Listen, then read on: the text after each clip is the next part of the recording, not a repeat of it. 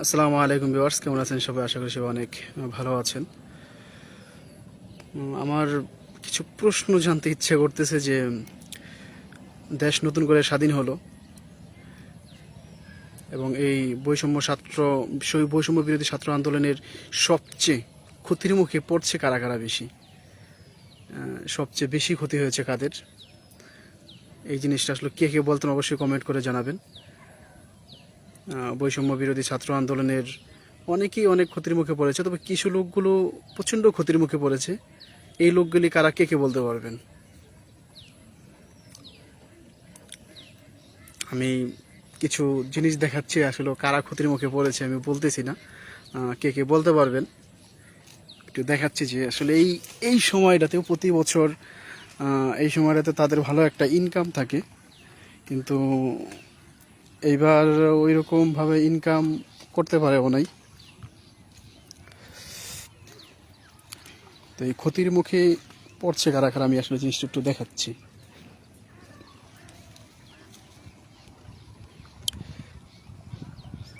এদের সাথে দেখেন কেউ পরিচিত কিনা। প্রতি বছর এই সময়টাতে ভালো একটা ইনকাম থাকে কাদের দেখুন। বৈষম্য বিরোধী ছাত্র আন্দোলনের সবচেয়ে ক্ষতির মুখে পড়ছে এই মানবতা ফেরিওয়ালা যারা এবার আছেন। পানিতে পুরো বন্যা হয়ে আছে, এদিকে পানি, চারদিকে পানি আর পানি।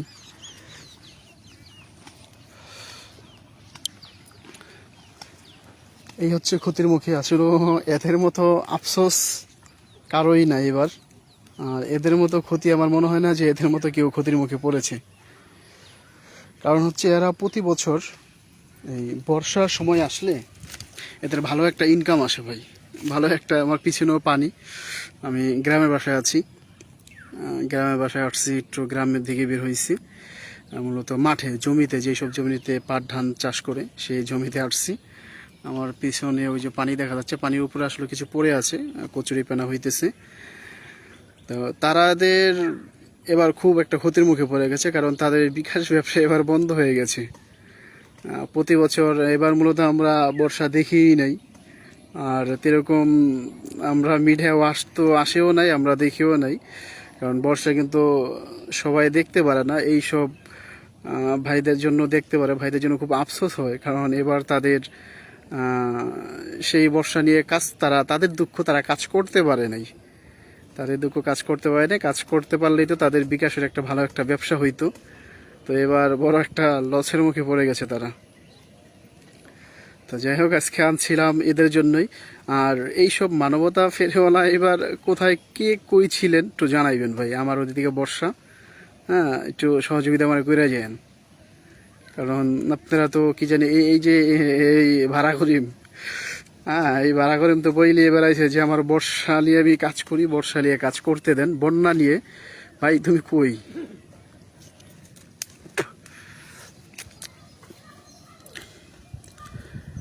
তুমি আইসো আমার মহল্লায়। তো এরকম আছে। এবার শুধু তারাও না, এই বন্যা নিয়ে কাজ করে তাদেরও একটা ক্ষতির মুখে পড়েছে, কারণ তাদের বিকাশ ব্যবসা এবার বন্ধ হয়ে গেছে।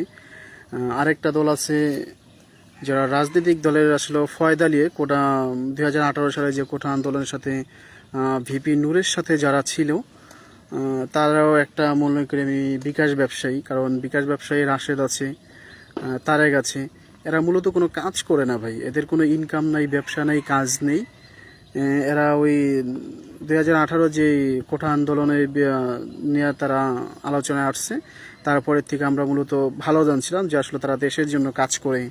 হ্যাঁ, তার জন্য খুব আমরা তাদেরকে রেসপেক্ট করতাম বা তাদেরকে স্মরণ করতাম। মূলত ভাই তাদের ওটা হচ্ছে আন্দোলনটা হচ্ছে ব্যবসা, ওইটা মূলত কোনো দেশের জন্য আন্দোলন না ভাই। কারণ দেখেন, এখন বর্তমানে যেই সরকারে আছে যিনি, তাকে তারা পছন্দ করতেছেন না। 3 মাসের বড় বড় এমপি যারা আছেন, বড় বড় দলের শীর্ষস্থানে যারা আছেন, তারা কিন্তু এই বিষয় নিয়ে কোনো কথা বলতেছে না যে 3 মাসের ভিতরে আমাদের নির্বাচন করতে হবে, নির্বাচন দিতে হবে। এই ধরনের কথা কিন্তু তাদের মুখ থেকে আসতেছে না। এই পাতি নেতা তারেক, বিশেষভাবে তারেক, ভালোভাবে তারেকটা আমি আগে ভালো মনে করতাম।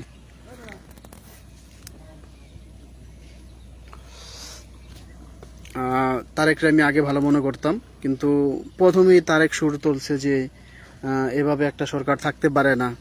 হ্যাঁ, এদের তত্ত্বাবধানে আমাদের 3 মাস পরে নির্বাচন দিতে হবে। পরবর্তীতে আসছে রাশেদের এনে খুব কথা বলছে। ভাই তোমরা কেরা?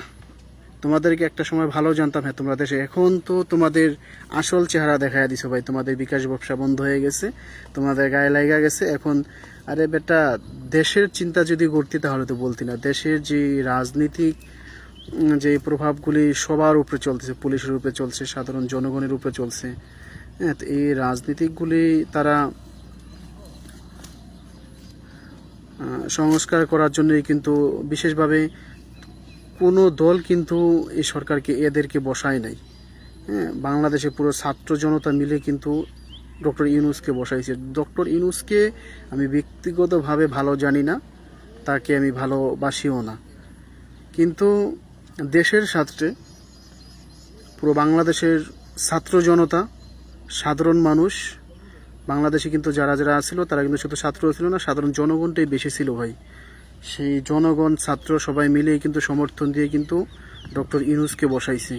কিন্তু তোমাদের বিকাশ ব্যবসা বন্ধ হয়ে গেছে বিদায় তোমরা ডাকলি বা ভাই, তোমরা ডাকলি এবার পারবা না, কারণ তোমরা আমি মনে করি দেশটা নষ্ট করো, ভালো করো না। যখন যেই সরকার আইব সেই সরকারে নিয়ে আলোচনা করবা আর তোমাদের পকেট ভরবো। বিশেষভাবে তোমরা যখন এই স্বৈরাচার সরকার যখন ছিল তখন তোমরা আলোচনা করতা, তো সেই ক্ষেত্রে প্রবাসী ভাইদের একটু হৃদয়ে লাগতো, তো সেই ক্ষেত্রে তোমাদের খরচের জন্য কিন্তু একটা টাকা দিত। হ্যাঁ, টাকা দিত যে এই ছাত্র আন্দোলনের ক্ষেত্রে এদের লাগবে, হ্যাঁ দেশকে গড়ে তোলার জন্য এদেরকে লাগবে। কিন্তু এখন তোমরা যে চেহারা দেখাই দিছো এটা আসলে দেশ গড়ার না, এটা তোমাদের একটা ব্যবসার প্রতি আঘাত পড়ে গেছে। তোমাদের বিকাশ ব্যবসা বন্ধ হয়ে গেছে। এই তোমরা যে কোঠা আন্দোলনের এর আগে 2018 সালের থেকে যে তোমরা আলোচনায় আসতো, তারপর থেকে কি পরে আপনি ই করেন যাবেন গা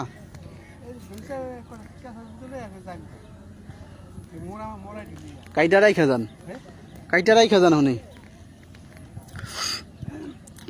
তো সর্বপ্রথম আমি দেখলাম তারেক ভাই, তোমারে আসলে অনেক সম্মান করতাম, ভালো জানতাম, কিন্তু তুমি যদি দেশের ভালো চাইতা তাহলে তুমি জিনিসটা বুঝতা যে আসলে জনগণ কি চায়। ভাই জনগণ কোনো রাজনৈতিক দল এখন বর্তমানে চায় না, তিক্ত হয়ে গেছে রাজনৈতিক দল।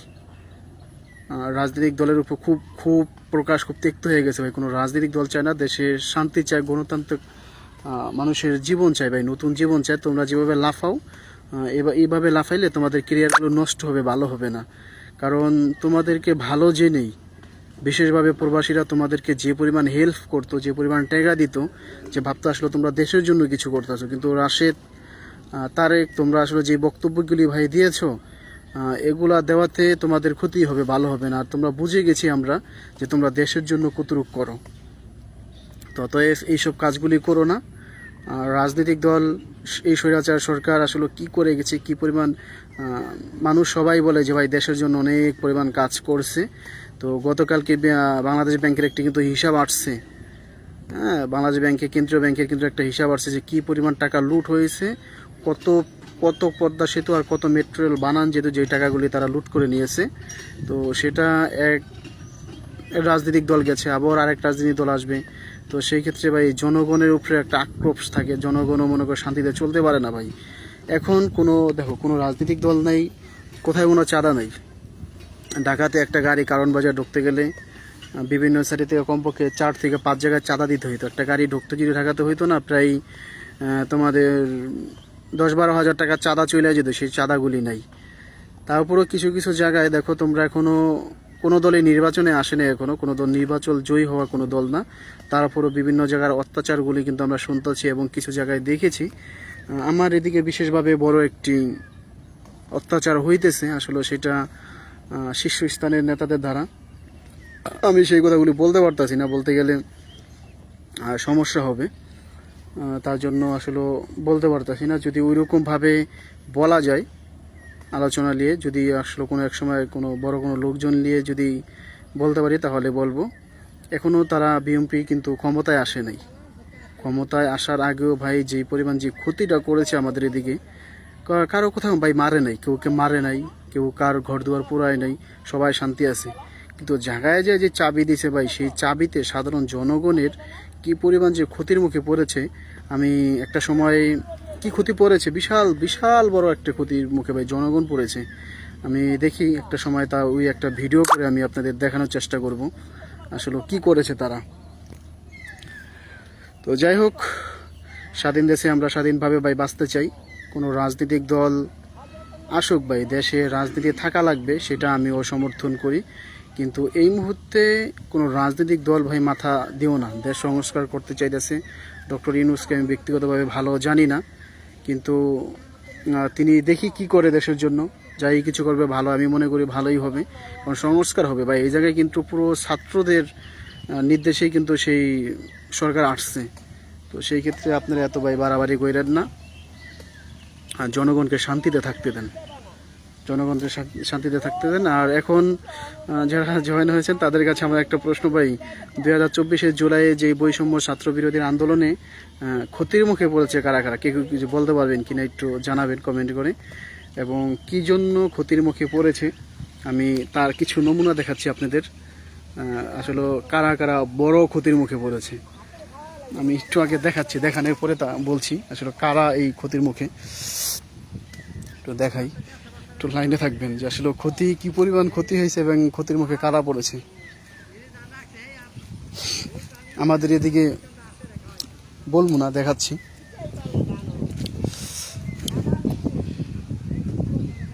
প্রতি বছর এরকম একটা সময় আসে, এই যে যা দেখতেছেন, প্রতি বছর এরকম একটা সময় আসে, এবং এই সময়টাতে আমরা ফেসবুকে ইউটিউবে অনেক পরিমাণ ভিডিও পাই, এবং সেই ভিডিওগুলি আমরা এবার পাই নাই, আমাদের দুঃখ। আর যারা ক্ষতির মুখে পড়েছে তাদের দুঃখ, তারা তাদেরকে সহযোগিতা করতে পারে নাই ভাই, সহযোগিতা করতে পারে নাই। এই জন্য বলছি আসলে যে এই ছাত্র আন্দোলনের যে কেন্দ্র করে তাদের বড় একটি ক্ষতির মুখে পড়তে হয়েছে। তো এই ক্ষতির মুখে কে কে পড়ছে, কেউ যদি জেনে থাকেন অবশ্যই জানাবেন, কারণ এই রাখেন এই ক্ষতির মুখে কয়েকজন পড়ছে। তো কারা কারা পড়ছে যদি জেনে থাকেন তাহলে অবশ্যই জানাবেন। আমার দিক থেকে এই ক্ষতির মুখে পড়ছে হচ্ছে মানবতার ফেরিওয়ালা যারা ছিল, সেই মানবতার ফেরিওয়ালাগুলি এবার বড় একটা ক্ষতির মুখে পড়েছে। বড় একটা ক্ষতির মুখে পড়েছে, কারণ তাদের যেই বিকাশে যে ব্যবসাটা, সেই ব্যবসাটা এবার বন্ধ হয়ে গেছে। কারণ এই সময়টাতে কেটে নিয়ে যাবেন কা,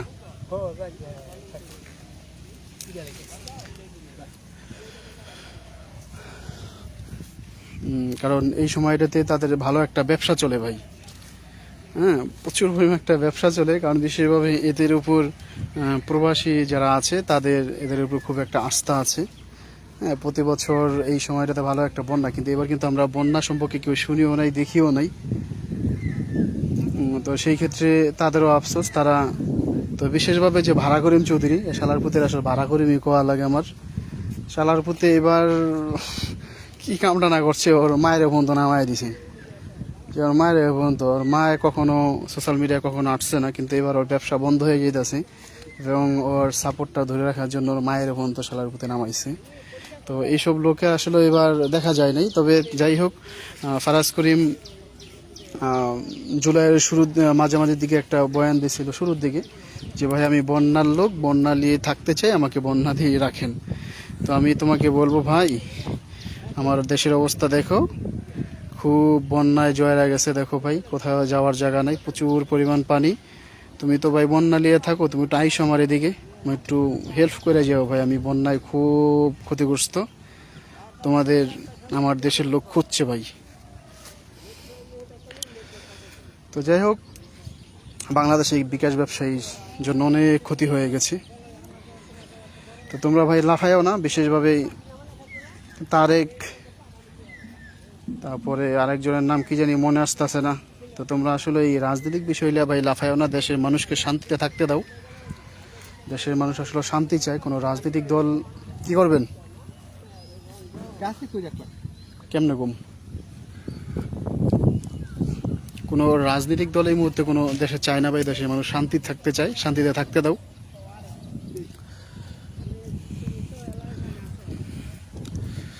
আসছি গ্রামের বাসায়। গ্রামের বাসায় আসার পরে গ্রামে জমিতে, যেসব জমিতে পাট ধান করা হয় সেই জমিতে বড় ভাই কাজ করে, তার এদিকে আসলাম একটু কাজ করে দিতে। বের হলাম সকালেই ভাইয়ের সাথে, যেগুলোকে পাট বলা হয়, পাট কাটলাম। এই হচ্ছে বন্যার পরিস্থিতি, দেখুন পানি আর পানি ভাই। তো যাই হোক, এদেরকে বিষয় নিয়ে যদি কারো কোনো কথা বলতে মন চায়, দেখুন ভাই কি পরিমাণ পানি। আমি জমির মাথায় উপরে উঠে দাঁড়ায় আছি, কিন্তু নিচে সব জমিতে পানি। বন্যায়, যাই হোক ভাই, বন্যা নিয়ে যারা কাজ করতে চান একটু আমার সাথে দেখা করেন ভাই, আমি খুব ক্ষতিগ্রস্ত আছি, আমি একটু হেল্প করে যাবেন ভাই। যাই হোক, আজকে এই জায়গায় বিদায় নিচ্ছি, সবাই ভালো থাকেন ভাই, আসসালামু আলাইকুম।